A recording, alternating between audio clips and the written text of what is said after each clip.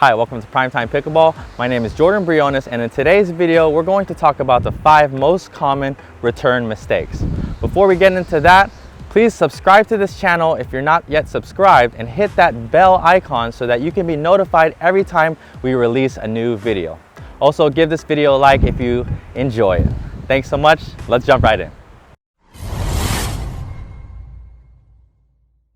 All right, so the very first most common mistake in the return game when returning is standing too close to the baseline or standing right on it, like an inch away or right up to it. So the problem with this is the better you get and the better players that you play against, they are going to serve deeper and deeper. And if you are right up at the line and they are serving deep, it's going to be really hard for you to hit that ball as opposed to if you were further back. So you don't ever want to return right up at the line. You really want to give yourself some room, especially against the better players.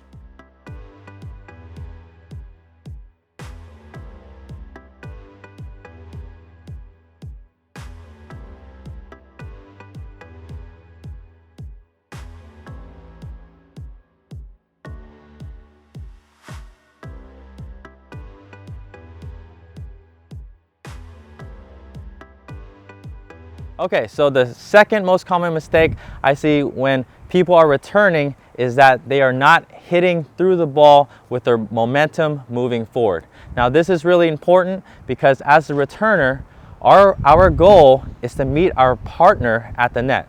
So depending on that serve and how fast it is and how deep it is, it doesn't really matter. Every time we hit that return, we always want to be moving forward because our end goal is to be up at the non-volley zone. So you want to make sure that you're just not hitting it stagnant, and also you for sure don't want to be hitting it moving back. And this is why I like to stay anywhere from 3 to 4 feet behind the baseline so I can move forward into my return.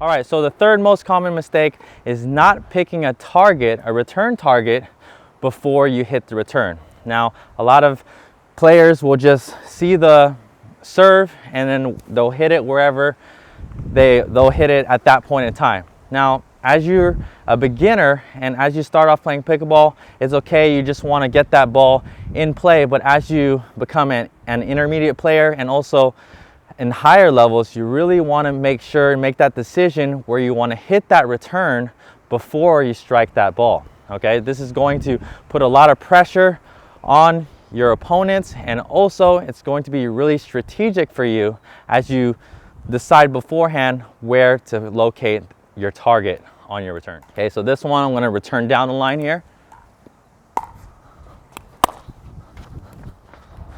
And then this one, I'm going to hit cross court.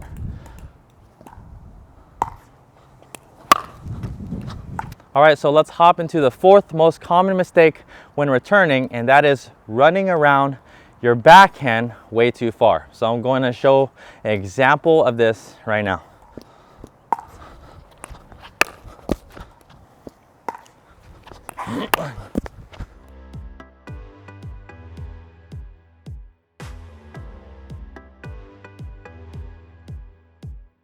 All right, so like you've seen in those returns right there, you are going to be moving around your backhand to try to avoid it. Now what this is going to do is that it's going to really open up the court. As you can see, I'm coming way over here to try to avoid my backhand, and that's going to leave a big gap between you and your partner. Also, if you're moving this far over to avoid your backhand, you're moving sideways. So it's going to be very hard for you to move sideways to hit that serve and then to later come all the way up to the net. It's going to be nearly impossible to get your momentum going sideways and then forward by the time your opponents hit the third shot. So instead of moving around that backhand, work on that backhand side so that you can be comfortable returning on your forehand and your backhand. All right, so the fifth most common mistake when returning is having different contact points on your return. Now, the serve is going to be hit either to your forehand or to your backhand or to the middle of your body. You're going to have to gauge where that ball is going, and then you're going to have to move to that ball. Now, the optimal contact point, which we've talked about in previous videos, you want it to be not too far from your body and obviously not too close, because you're going to jam your body. So there's a optimal contact zone in front of you, and you need to make sure you move your body and move your feet so you could have a consistent contact so your returns are more accurate. Okay, so move to that ball and make sure you try to contact that ball in front of you every single time.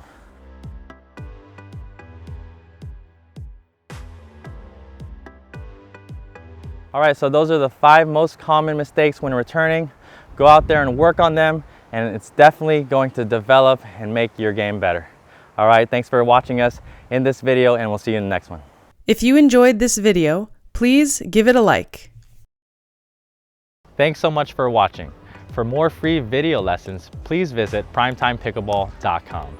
But before you head on over there, make sure you subscribe to our YouTube channel so that you don't miss out on any future videos. Also, for PrimeTime Pickleball shirts like this and other great apparel, please visit PTPgear.com.